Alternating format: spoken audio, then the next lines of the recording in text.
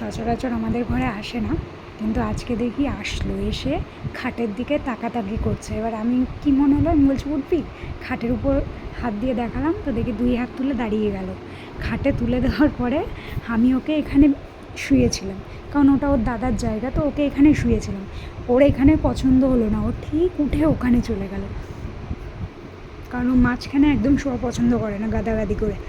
ও এক সাইডে শোবে, আরামসে শোবে। এবার দেখার এটাই যে দাদাই কোথায় শোয়, কারণ দাদাইয়ের জায়গায় ছোট্ট বুনু শুয়ে পড়েছে। ছোট্ট বুনু আজকে খুব টায়ার্ড। তোজবাবুর কালকে শরীরটা ঠিক ছিল না, কারণ 600 করে 4টে দিনে ট্যাবলেট চলছে, আর একটা 10 ml করে লিকুইড চলছে, তো সেখান থেকে অনেকটা উইক হয়ে গেছিলো। 3-4 দিন ধরে ঝিমঝিম ঝিমঝিম করছিল। তো কালকে রাত থেকে, কালকে সারাদিন খুব বাড়াবাড়ি ছিল, তো মেয়ে খাচ্ছিল না, ঝিমাচ্ছিল, আর সারাদিন কাঁদছিল।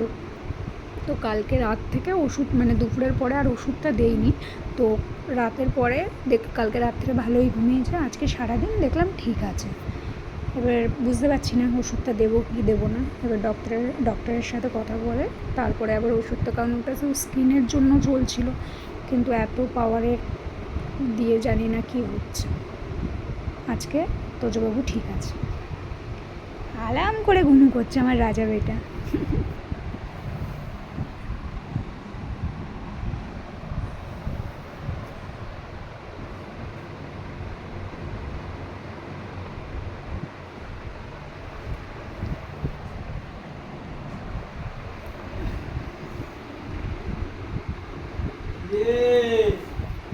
দাদাই, আমি কিন্তু তোমার জায়গায় শুয়ে পড়েছি দাদাই। তুই আমার জায়গায় শুয়েছিস, সর সর সর। দাদাই, আজকে আমার এই জায়গাটা পছন্দ হয়েছিল, আমি এখান দিয়ে সরবই না।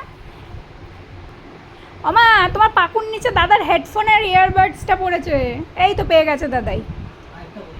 দুটোই আছে তো, আরেকটাতে আছে তো। দুটোতেই নেই। ও তাই আমা, মা আস্তে আস্তে আস্তে, মেয়ে না ওঠে, আস্তে আস্তে। ও পেয়েছিস, হয়তো পেয়ে গেছে। আমা কি বলছো, ওঠ লেই, সম্মান দিয়ে। এ বাবু, বাবু কোথায় শুবি? মেয়ে মনে এখানেই শোবে। এই ওকে আমি মাঝখানে শুয়েছিলাম, ও আস্তে আস্তে ও আস্তে আস্তে ওখানে চলে গেছে। দাদাই, তুই আজকে ওই ঘরে শো, আমি আজকে এখানে। এই তোকে দেখছে, দেখ, তুই ওকে উঠতে বললি, তোকে। আমার দাদাই কি বললো, এই ওঠ। রে